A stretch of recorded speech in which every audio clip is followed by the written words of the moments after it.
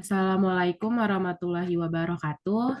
Selamat malam Pak Sparta, selamat malam teman-teman semua.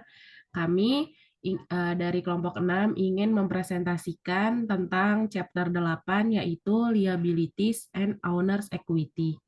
Next. Kelompok kami terdiri dari saya sendiri, Nadia Syahda Farinka, dengan NIM 2020-12-11-040. Lalu ada Mikaela Revalina Sutedi dengan NIM 2020-12-11-041. Dan yang terakhir ada Rizky Windiana Kirani dengan NIM 2020-12-11-043. Next.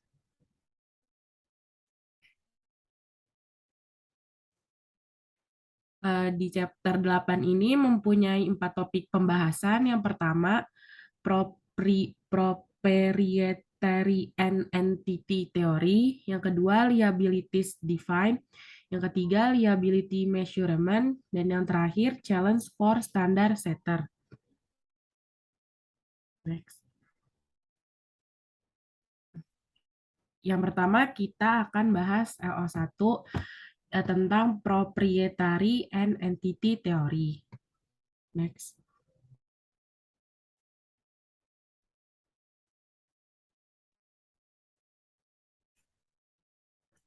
Proprietary and entity theory, terdapat dua teori yang diusulkan untuk memahami akuntansi, yaitu teori kepemilikan dan teori entitas. Kepemilikan orang atau proprietorship atas perusahaan merupakan jumlah aset perusahaan dikurangi dengan utang perusahaan kepada kreditor. Utang merupakan kewajiban perusahaan yang dapat diklaim oleh pemberi utang. Maka besar kepemilikan atas sebuah perusahaan merupakan aset yang telah terbebas dari kewajiban terhadap kreditor. Dapat dituliskan di dalam persamaan sebagai berikut, yaitu P sama dengan A dikurang L. Kepemilikan atau owner equity sama dengan aset dikurangi liabilitas. Nilai P tersebut merupakan representasi dari kekayaan dari pemilik perusahaan. Seperti yang dikatakan oleh Sprague, yaitu balance sheet merupakan penjumlahan dari elemen-elemen yang membentuk kekayaan pemilik di dalam suatu rentang waktu tertentu, dengan fokus untuk mengumpulkan kekayaan dalam berbisnis yang juga merupakan peningkatan atas kepemilikan.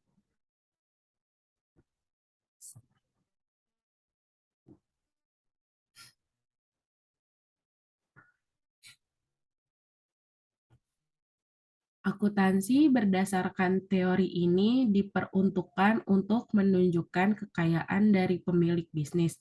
Aset melambangkan jumlah yang dimiliki oleh pemilik, sedangkan liabilitas merupakan kewajiban dari pemilik terhadap kreditor. Konsep income dari berbisnis merupakan peningkatan dari kekayaan pemilik yang juga dapat diartikan sebagai return bagi pelaku bisnis. Pemilik atau perwakilan dari pemilik di dalam bisnis melakukan keputusan di dalam bisnis yang menghasilkan pendapatan dan pengeluaran. Pendapatan dan pengeluaran di dalam berbisnis merupakan bagian dari akun P. Kedua akun ini sengaja untuk dipisahkan agar dapat melihat keuntungan yang diterima di dalam proses berbisnis. Pendapatan meningkatkan kepemilikan. Sebaliknya, pengeluaran menurunkan aset kepemilikan. Seperti yang dikatakan oleh Vetter, yaitu pencatatan double entry didasarkan pada ide bahwa pendapatan dan pengeluaran merupakan satu bagian dari kekayaan bersih. Akun yang meningkatkan kekayaan bersih meningkat berdasarkan kredit. Sebaliknya, akun yang menurunkan kekayaan bersih berdasarkan debit. Next.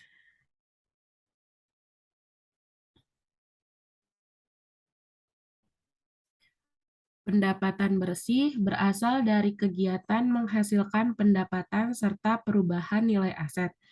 Contohnya itu Nilai intrinsik dari surat kabar masjid dapat meningkatkan nilai dan bisa menarik premi yang signifikan untuk pemilik jika dijual.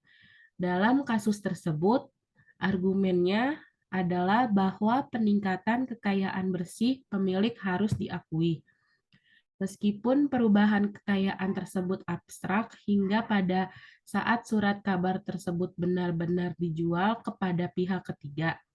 Masalah akuntansi adalah mengukur perubahan abstrak yang terjadi pada nilai. Secara umum, praktik akuntansi saat ini didasarkan pada teori kepemilikan. Dividen dianggap sebagai pembagian keuntungan daripada beban karena dividen dibayarkan kepada pemilik. Di sisi lain, bunga atas utang dan pajak penghasilan dianggap beban karena mereka mengurangi kekayaan pemilik. Next.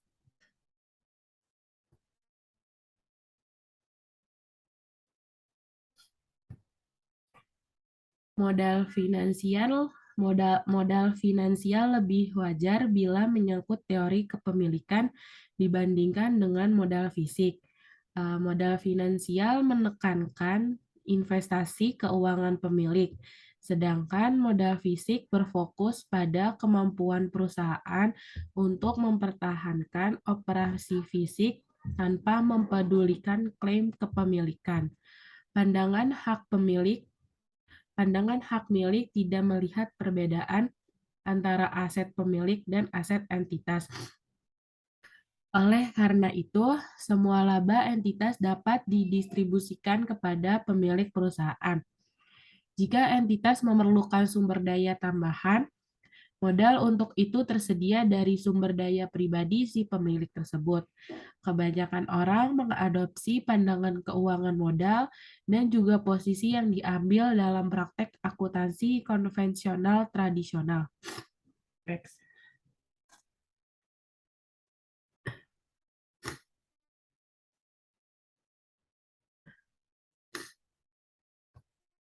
Lalu akuntabilitas untuk pemilik adalah hal yang penting bagi perusahaan besar karena adanya kesenjangan antara manajemen dan pemegang saham. Untuk perusahaan kecil, pemilik menyadari status keuangan usaha sehingga gagasan akuntabilitas atau kepengurusan tidak seberarti pada perusahaan besar. Beda halnya dengan kontak pemegang saham dengan urusan perusahaan yang sangat minim. Next.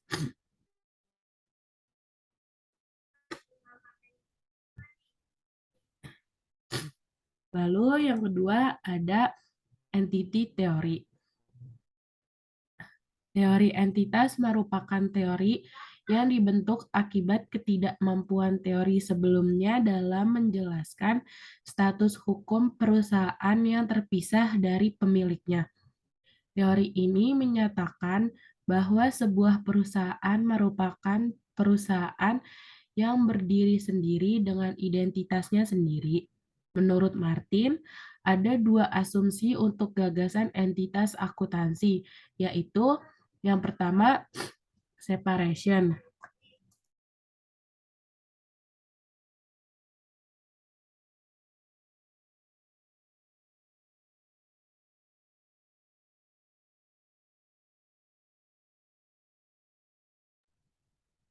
Yang pertama ada separation, yaitu untuk tujuan akuntansi.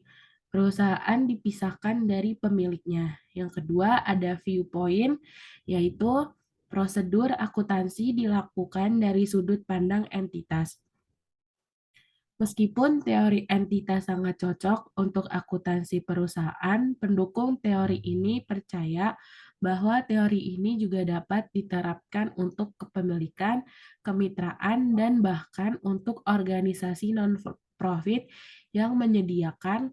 Pertama ada laporan keuangan dan transaksi diklasifikasikan dan dianalisis dari sudut pandang entitas sebagai unit operasi. Yang kedua, prinsip dan prosedur akuntansi tidak diformulasikan dalam bentuk kepentingan tunggal seperti kepemilikan. Next.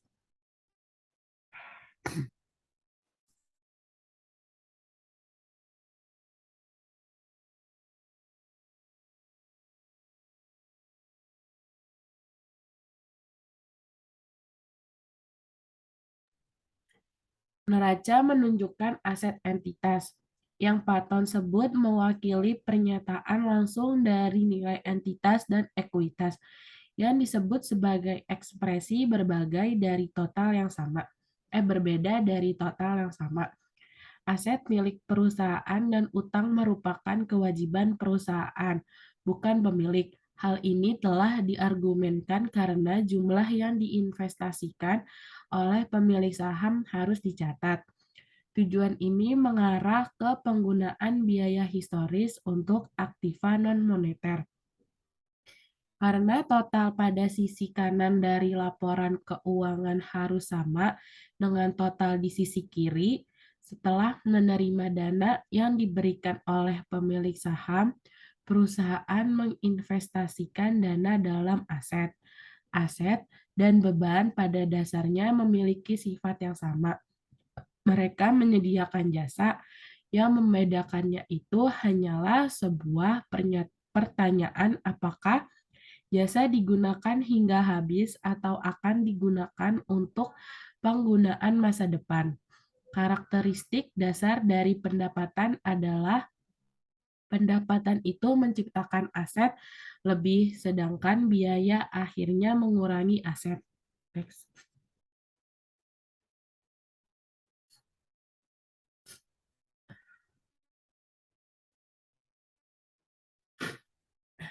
Oleh karena itu, teori akuntansi seharusnya menjelaskan konsep pendapatan atau penghasilan dan biaya dalam hal perubahan aset perusahaan. Belum, Kir.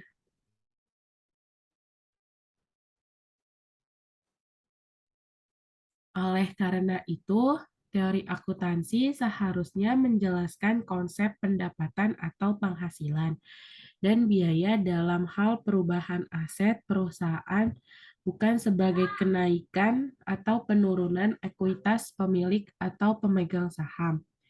Patton dan Littleton berpendapat bahwa para pemegang saham memiliki klaim sisa kontrak pada total aktiva, dan karena alasan inilah kenapa net income diletakkan pada retained earning. Para pemegang saham mendapatkan residual sisanya setelah para kreditur dibayar dalam hal terjadi likuidasi perusahaan. Penjelasan ini berkembang dari versi konvensional teori ekuitas. Penafsiran yang lebih baru melihat akun laba ditahan sebagai modal perusahaan atau investasi sendiri. Pembayaran untuk penggunaan uang adalah biaya karena baik kreditur dan pemegang saham dianggap pihak eksternal. Oleh karena itu, bunga perubahan dan dividen, serta pajak penghasilan atau PPH adalah biaya-biaya bisnis. Mereka mengurangi jumlah ekuitas entitas memiliki dalam dirinya sendiri. Next.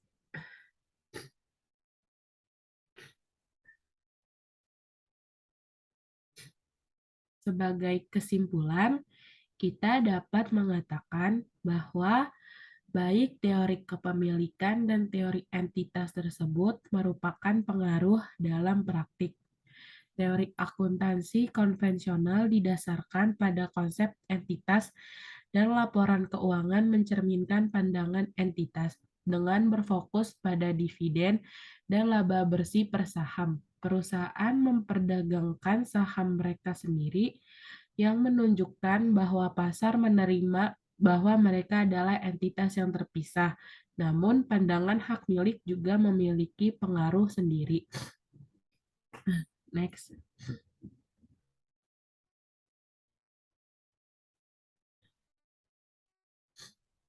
Next, Kir.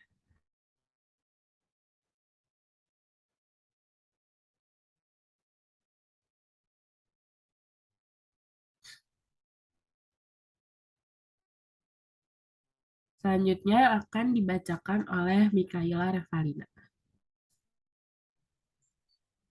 Selanjutnya, saya Mikaela Revalina Sutedi dengan NIM 2020-12-11-041 akan melanjutkan yang kedua, LO2 Liabilities Defin. Next.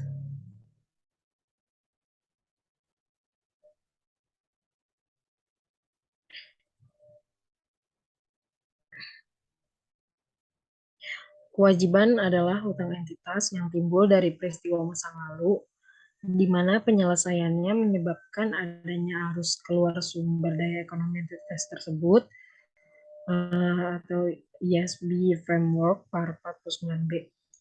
Dua komponen utama di dalamnya yaitu yang pertama, adanya kewajiban masa kini yang memerlukan penyelesaian di masa mendatang, dan yang kedua, hasil dari transaksi masa lalu atau peristiwa masa lalu yang lain. Next.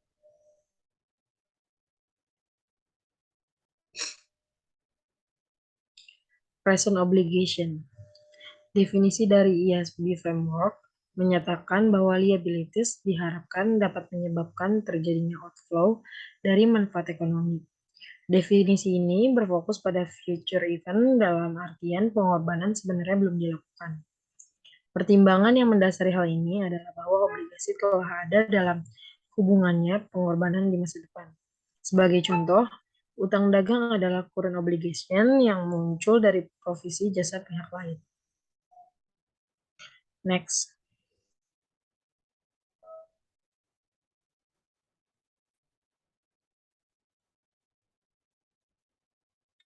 Dalam paragraf 62 di ISB Framework, diakui bahwa settlement dari obligasi bisa dilakukan dengan berbagai cara seperti pembayaran kas, transfer aset selain kas, provisi jasa, penggantian obligasi dengan obligasi lain, konversi obligasi menjadi ekuitas, atau kreditor melepaskan obligasi yang bersangkutan.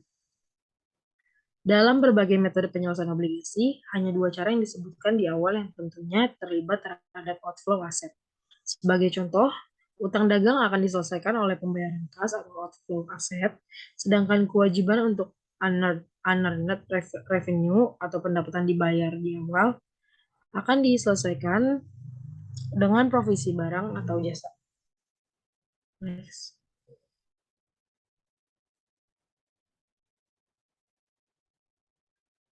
Lalu ada past transaction. Hanya peristiwa masa lalu sajalah yang dapat membuat suatu item dikategorikan sebagai kewajiban. Peristiwa masa depan tidak termasuk. Hal ini harus diterapkan secara kontekstual, termasuk dalam hal semisal perusahaan memesan barang yang mengandung ketentuan yang menyatakan bahwa tidak ada utang selama barang belum diterima. Maka peristiwa masa lalu yang dimaksud tentu bukanlah saat pemesanan barang, namun saat penerimaan barang. Next.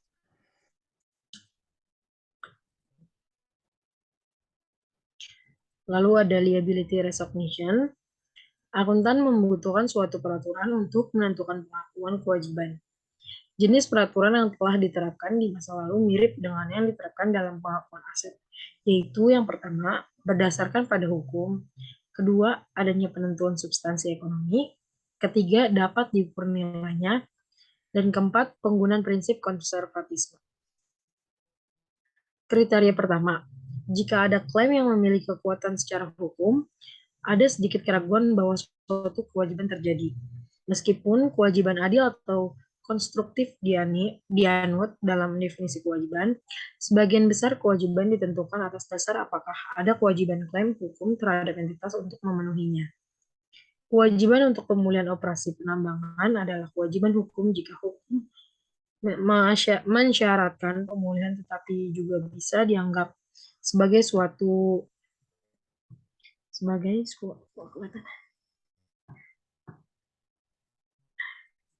yang adil. Next.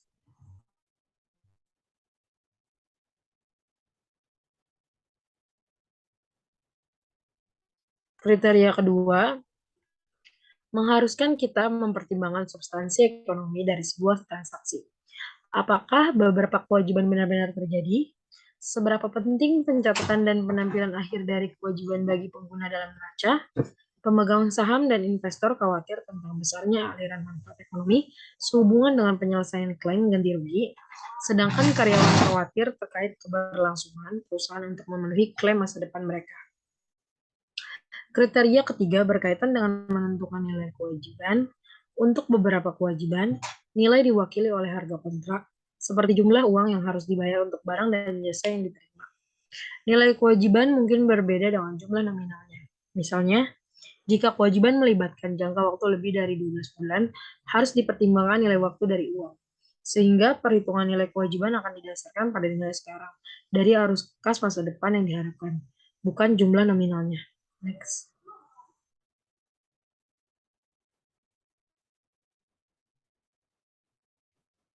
Kriteria keempat, terkait prinsip konservatisme, bahwa lebih baik mencatat kewajiban terlebih dini dibanding aset, sehingga timbul kesan bahwa lebih aman memiliki keadaan aset understate daripada liabilities understate.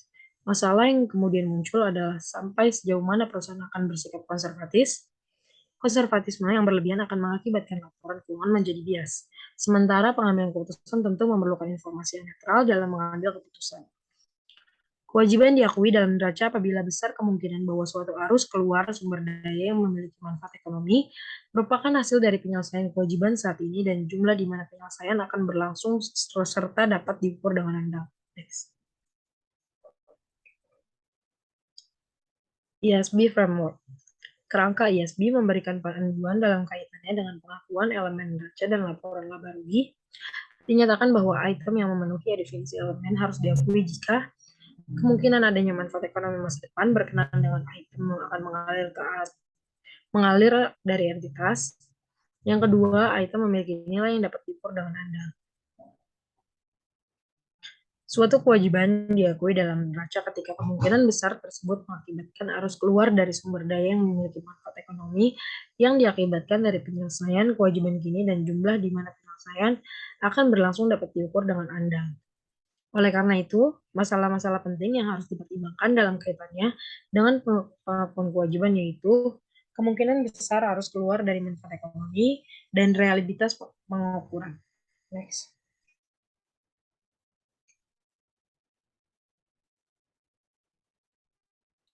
Dalam prakteknya, mungkin sulit untuk menerapkan kriteria tersebut. Misalnya, apa maksud dari kemungkinan? Bisa dikatakan bahwa itu berarti semakin besar kemungkinan daripada lebih kecil kemungkinannya.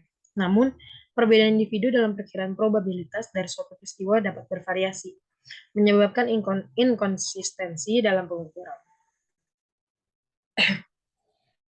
Kerangka menyatakan pengukuran yang dapat diandalkan adalah bebas dari kesalahan material dan bias. Lebih lanjut, bahwa item diukur sehingga menunjukkan dengan tepat apa yang dimaksudkan. Kerangka kerja menyatakan secara spesifik bahwa kewajiban yang tidak dapat diakui jika mereka tidak dapat diukur dengan andal. Salah satu contoh adalah tindakan hukum.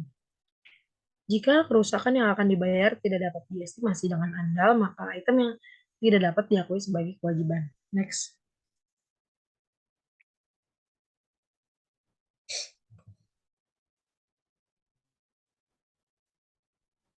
Selanjutnya akan dibacakan oleh Rizky Windiana Kirani.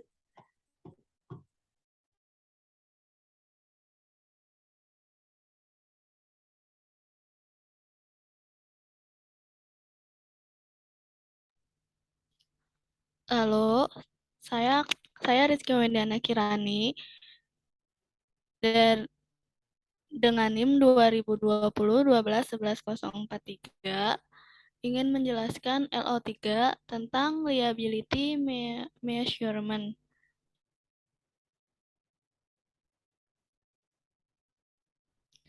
Berdasarkan IFRS, metode pengukuran yang paling umum digunakan untuk kewajiban adalah biaya historis. Pengukuran fair value digunakan pada pengukuran awal transaksi yang melibatkan kewajiban dalam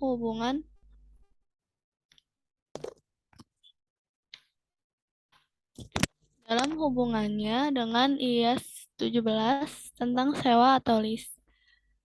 IAS 39 tentang pengakuan dan Pengukuran Instrumen Keuangan IFRS 2 tentang setoran saham berbasis,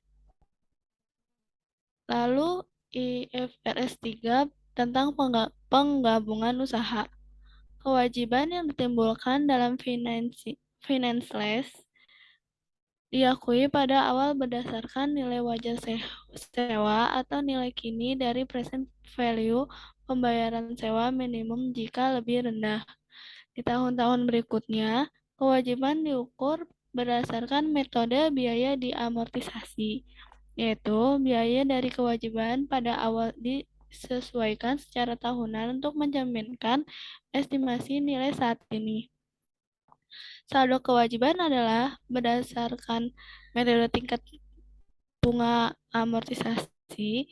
Dalam hal sewa pembiayaan, standar yang memberikan panduan yang jelas untuk menentukan nilai kewajiban sewa guna usaha.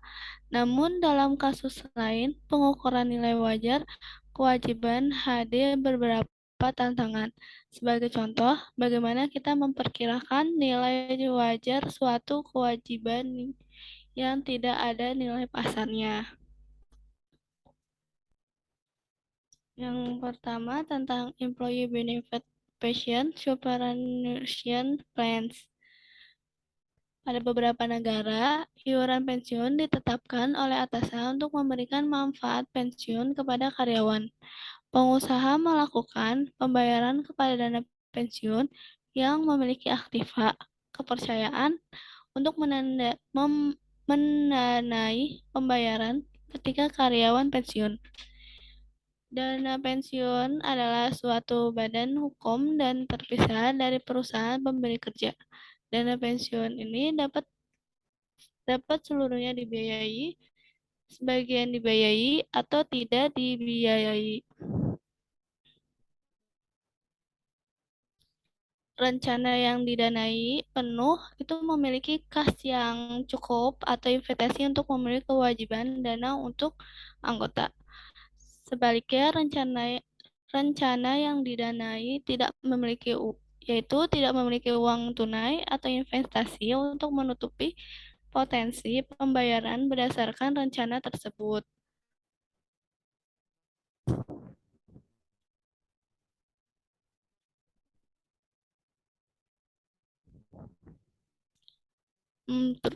Lalu,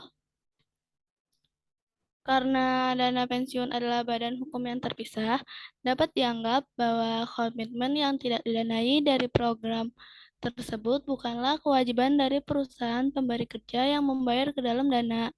Namun, bisa dikatakan bahwa perusahaan memiliki kewajiban yang adil untuk memenuhi komitmen tidak didanai. Lalu masalah lainnya berkaitan dengan kapan harus mengakui kewajiban untuk pensiun dibayarkan, yaitu yang pertama, sebagai jasa karyawan yang membuat gagasannya bahwa pembayaran adalah bentuk kompensasi yang diterima oleh karyawan pada saat pemberian jasa, namun dibayarkan di masa depan setelah pensiun. Yang kedua, ketika karyawan pensiun. Yang ketiga, bila dana yang dibutuhkan untuk membuat pembayaran berdasarkan program pensiun. Lalu manfaat pensiun adalah bentuk kompensasi yang ditawarkan oleh perusahaan dalam pertukaran untuk pelayanan oleh karyawan yang telah memilih baik implisit maupun eksplisit untuk menerima kompensasi yang lebih rendah saat pembayaran pensiun di masa depan. Lalu yang kedua, provision and contingency. Ketentuan dan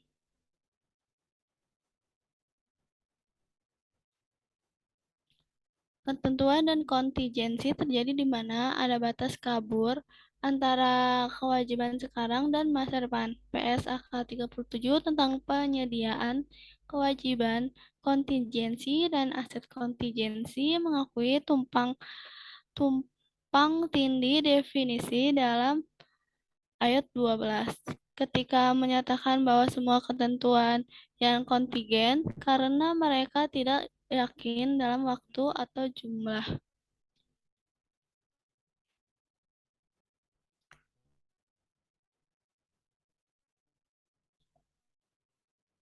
IAS 37 atau IICB 137 ayat 10 mendefinisikan kewajiban kontingensi sebagai yang pertama, kewajiban kemungkinan yang timbul dari peristiwa masa lalu dan yang keberadaannya akan dikonfirmasi hanya oleh terjadinya atau terjadinya satu atau lebih peristiwa masa depan, pasti tidak sepenuhnya dalam kendali entitas. Lalu yang kedua, kewajiban kini yang timbul dari peristiwa masa lalu, tetapi tidak diakui karena kemungkinan tidak mengakibatkan arus keluar sumber daya dan manfaat ekonomi yang dibutuhkan untuk menyelesaikan kewajiban tersebut. Dan jumlah kewajiban tersebut tidak dapat diukur dengan keandalan yang cukup.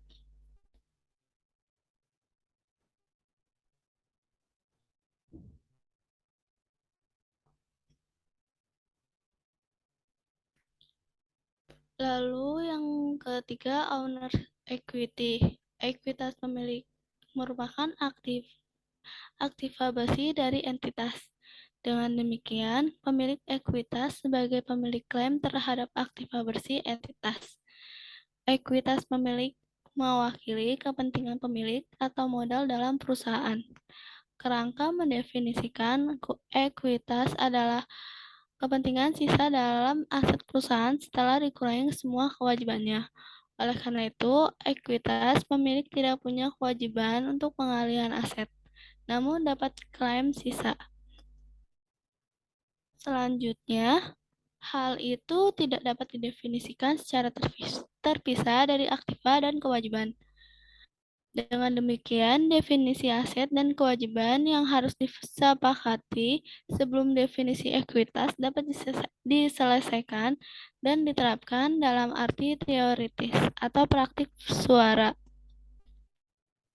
Sebagai hasil dari sifat residu, jumlah yang ditampilkan dalam neraca sebagai mewakili ekuitas tergantung pada tidak hanya aset dan kewajiban yang diakui, tetapi juga bagaimana mereka diukur.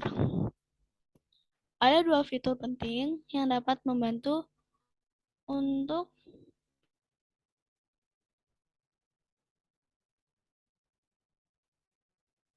membedakan antara kewajiban dan ekuitas pemilik, yaitu hak para pihak dan pengaturan substansi ekonomi. Hak hukum adalah pertimbangan yang sangat penting, namun mereka tidak boleh menjadi dasar satu-satunya perbedaan antara kreditur dan pemilik. Sudut pandang hukum selalu sempit, fokusnya dalam mencapai tujuan penggunaan keputusan akuntansi. Oleh karena itu, substansi ekonomi juga harus dipelajari.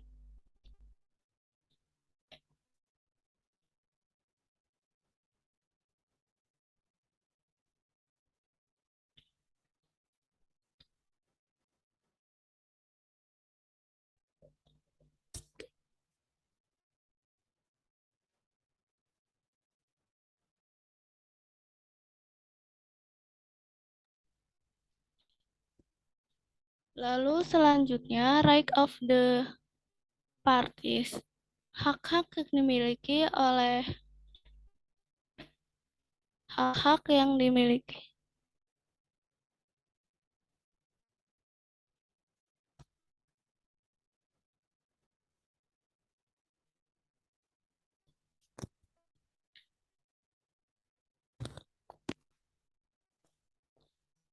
Hak-hak yang dimiliki oleh kreditor dan pemilik didapatkan karena hukum atau peraturan perusahaan terkait. Secara sah, kreditor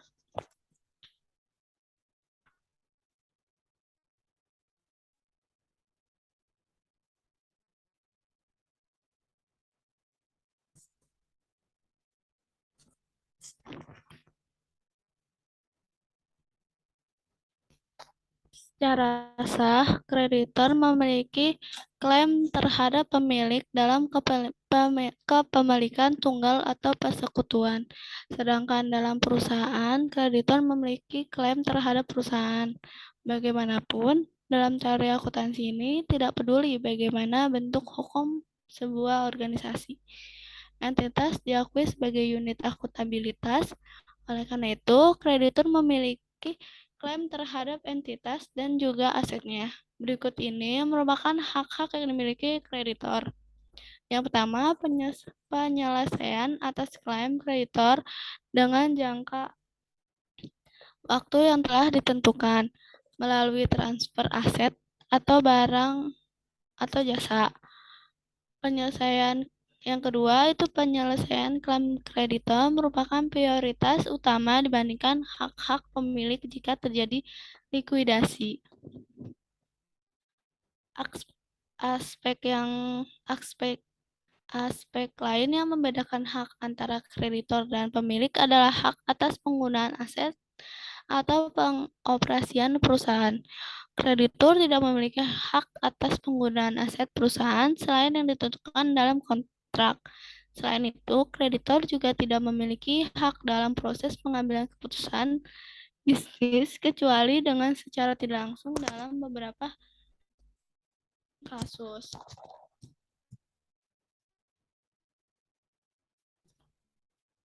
Contohnya itu, kreditor dapat mempengaruhi perusahaan dengan membatasi returning atau sejumlah aset tertentu tidak dapat dijual sebelum mendapatkan persetujuan dari kreditor.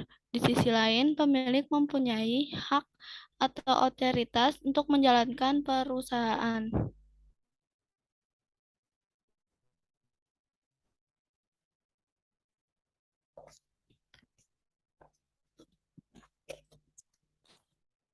Lalu selanjutnya economic substance. Liabilities dan owner equity melambangkan klaim terhadap entitas.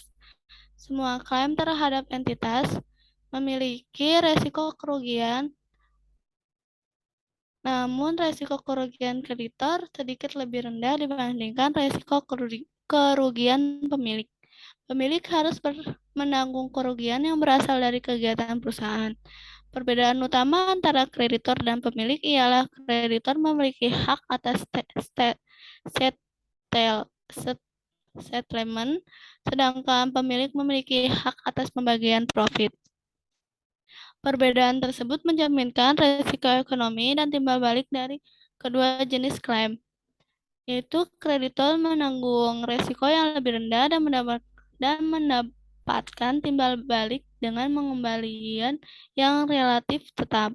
Sedangkan pemilik menanggung risiko yang lebih tinggi dan demikian mendapatkan timbal balik dengan pengembalian lebih sering meningkat melalui partisipasi mereka dalam pembagian keuntungan.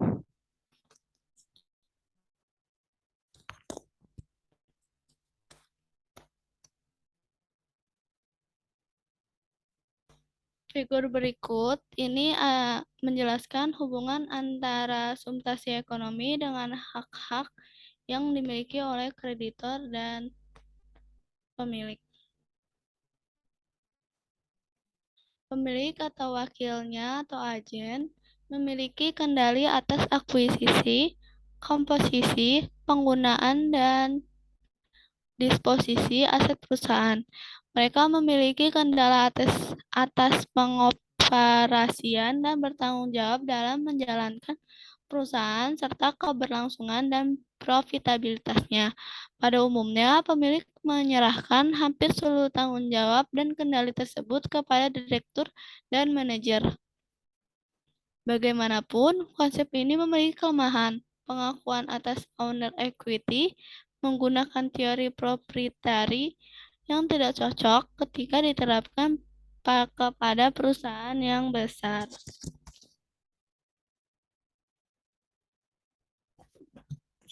Lalu konsep of capital. Akuntansi untuk ekuitas pemegang saham dipengaruhi oleh ketentuan hukum.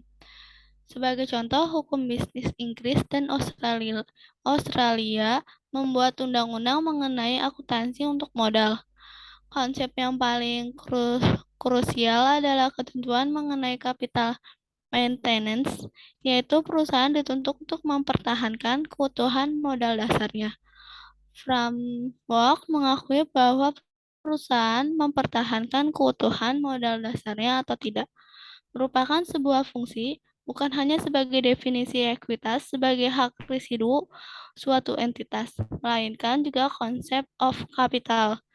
Modal dapat dikonseptualisasi sebagai the invest money, invested purchasing power, atau kapasitas produktivitas sebuah entitas. Modal dapat diukur dalam nominal mata uang atau skala daya beli atau sesungguhnya. Framework tidak memberikan arahan mengenai model mana yang paling sesuai, namun perusahaan harus mempertahankan jumlah yang berbeda atas sumber dayanya untuk mempertahankan konsep dan pengukuran modal yang berbeda. Tujuan lain dari capital maintenance adalah melindungi kreditur dengan menyediakan bantalan atau penyanggahan. Sebagai contoh, misalkan perusahaan A memiliki modal sebesar 100 juta. Jika total asetnya adalah 1 miliar, maka besar kewajibannya adalah 900 miliar. Maaf, salah. Maka besar kewajibannya sebesar 900 juta. Jika perusahaan A harus mengalami likuidasi dan aset perusahaan hanya dinilai sebesar 800 juta, perusahaan A masih mampu untuk membayar kewajibannya kepada kreditor. Hal ini dikarenakan perusahaan A masih memiliki modal sebesar 100 juta. Tanpa modal tersebut, kreditor tidak akan mendapat bayaran secara penuh dari perusahaan A. Modal memang bukanlah sebuah jaminan dalam perlindungan kreditor, namun membantu memberikan sedikit rasa aman kepada kreditor.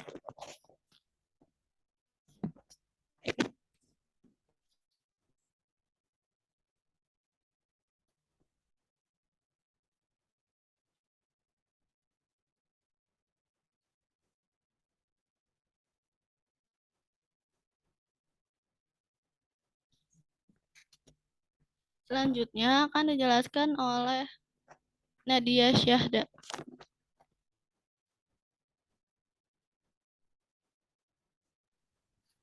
Selanjutnya LO4 tentang challenge for standard setters.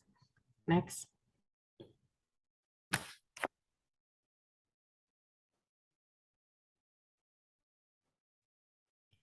IASB saat ini memiliki beberapa proyek yang dapat mempengaruhi definisi, pengakuan, dan pengukuran kewajiban kerangka konseptual, instrumen keuangan, ketentuan, serta hak-hak karyawan. Contohnya IAS 37 tentang provisions contingent liabilities and contingent asset dan IAS 19 employee benefits sebagai bagian dari kewajiban.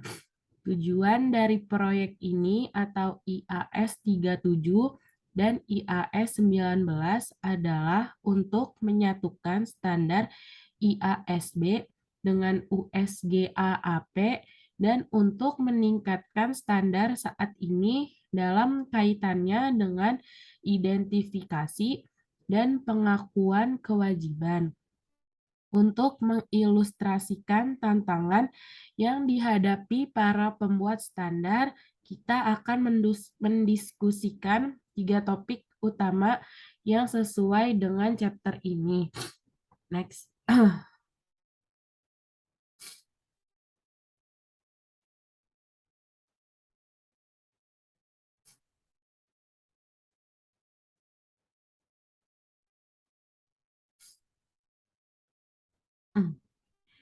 Yang pertama ada debt versus equity destination. Sesuai dengan kriteria definisi dan pengakuan yang telah kita bahas di chapter ini, saham yang telah diterbitkan kepada investor termasuk bagian dari equity, sedangkan pinjaman dari kreditor diklasifikasikan sebagai liability. Lalu, bagaimana dengan akun yang memiliki hybrid instrumen? Contohnya, saham preference yang dianggap sebagai bagian dari modal dan diklasifikasi sebagai equity. Namun, saham preference juga memiliki karakteristik yang sesuai dengan liability, yaitu yang pertama, memiliki penerimaan yang tetap. Yang kedua, tidak memiliki partisipasi dalam pembagian dividen lebih ke arah specific rate. Yang ketiga, memiliki prioritas lebih utama dibandingkan dengan saham biasa dalam pengembalian modal. Dan yang terakhir, atau yang keempat, pada umumnya tidak memiliki hak voting.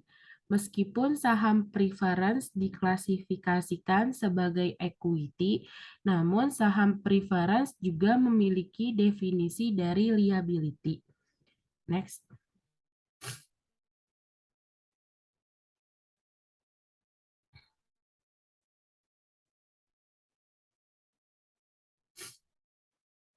IAS 32 atau AASB paragraf 18 mengatakan the substance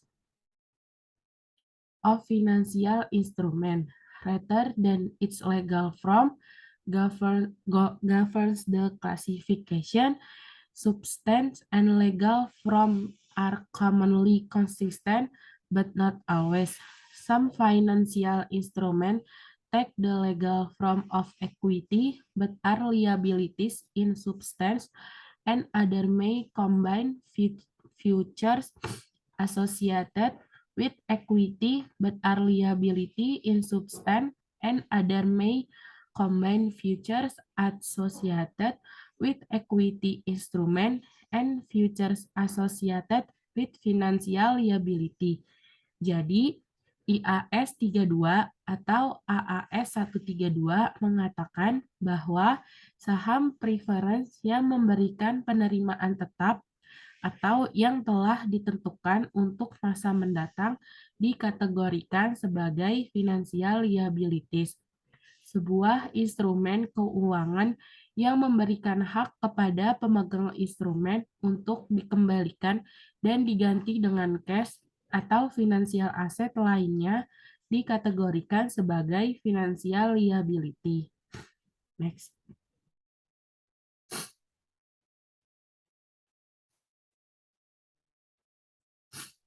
Lalu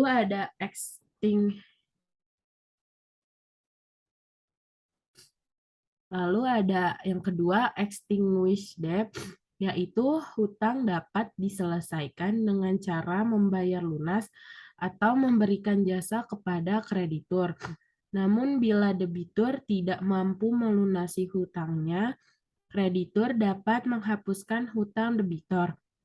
IAS 32 atau AASB 132 membahas hal ini. Hal ini memungkinkan debitor untuk menghapus hutang dari neraca dan melaporkan aset finansial bersih atau hutang hanya jika entitas tersebut diperbolehkan secara hukum. Next.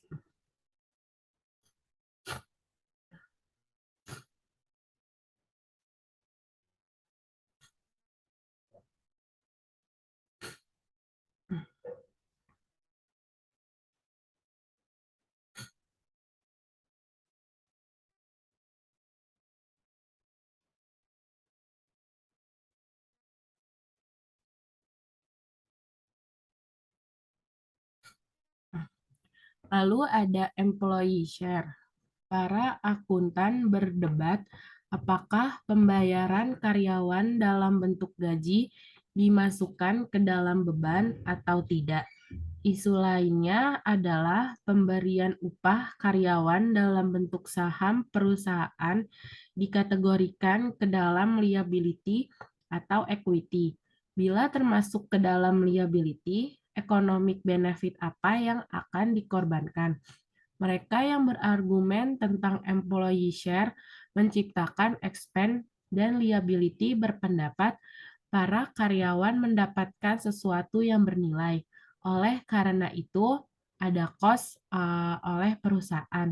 Cost inilah yang dianggap sebagai beban.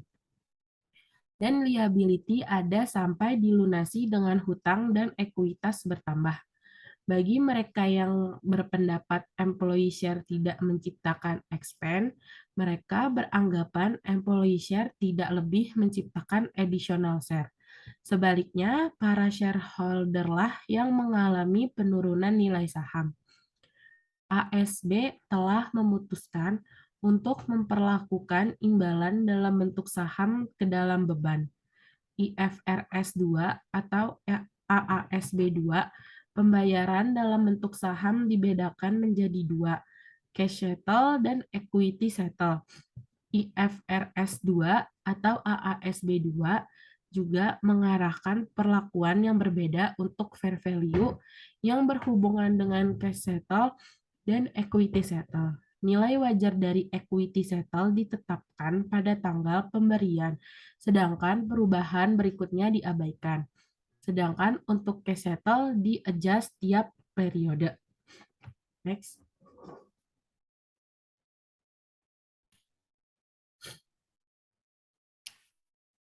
Lalu ada isu for auditor. Lengkapnya, liability yang diakui, pengungkapan not, dan obligasi lainnya merupakan salah satu isu yang dihadapi para auditor. Mereka wajib mengumpulkan bukti bahwa account payable, accrual, dan other liability disajikan secara benar. Auditor perlu mempertimbangkan kemungkinan terjadinya penyimpangan waktu di mana liability yang ada sebelum akhir periode tidak dicatat oleh entitas sampai dimulainya periode baru. Dengan uji cut-off, para auditor dapat mengumpulkan bukti bahwa transaksi dicatat dalam periode yang tepat.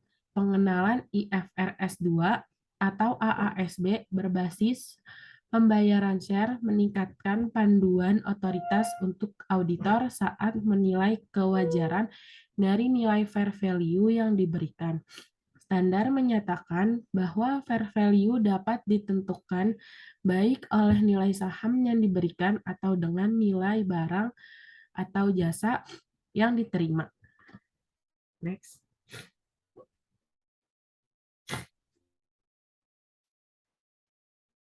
Selanjutnya ada kesimpulan dari Mikaela Revalina.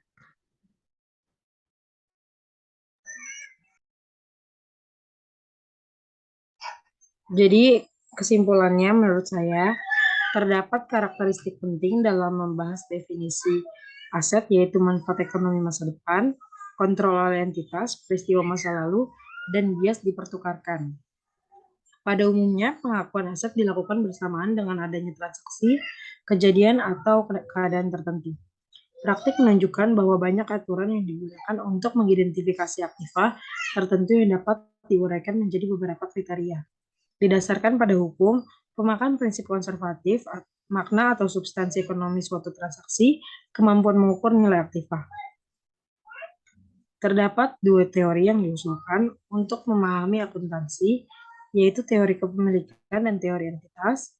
Kepemilikan orang atau proprietorship atau perusahaan merupakan jumlah aset perusahaan dikurangi dengan utang perusahaan kepada kreditor. Teori entitas merupakan teori yang dibentuk akibat ketidakmampuan teori sebelumnya dalam menjelaskan status hukum perusahaan yang terpisah dari pemiliknya.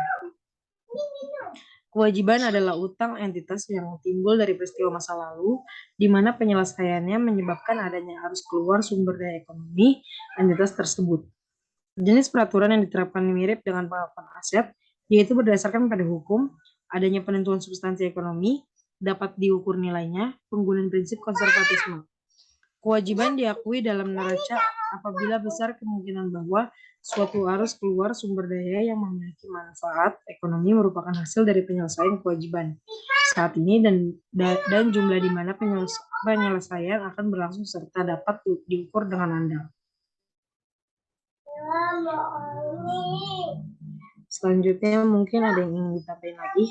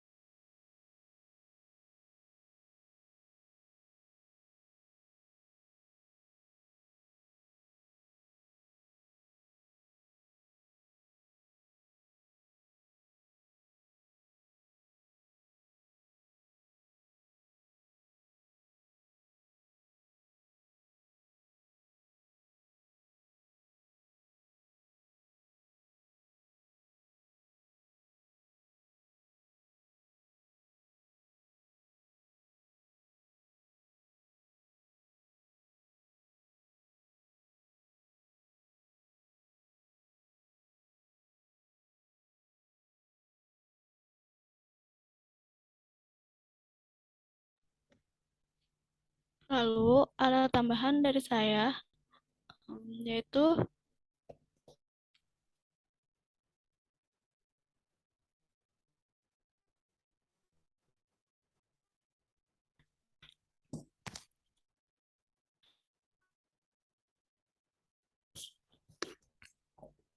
yaitu classification with owner equity. Pemisahan antara kontribusi and earned capital ternyata berguna bagi para akuntan. Kontribusi kapital ini merupakan modal yang diserahkan secara langsung oleh pemilik untuk keberlangsungan perusahaan. Sedangkan earned capital adalah modal yang berasal dari profit yang didapatkan oleh perusahaan sering dengan aktivitas yang telah diinvestasikan secara langsung dengan modal yang diinvestasikan kembali. Contributed capital itu untuk financing transaction, sedangkan retained earning atau unoperated profit meningkatkan earned capital. Namun, demarkasi antara kontribusi dan earned capital tidak bisa dipisahkan secara tegas, dikarenakan tidak ada transaksi yang benar-benar sesuai atas dua kategori tersebut. Sebagai contohnya yaitu dividen yang telah dibayarkan mencerminkan bahwa ada perubahan klasifikasi dari earned menjadi contributed capital. Itu sekian dari saya. Ada lagi yang mau ditambahkan?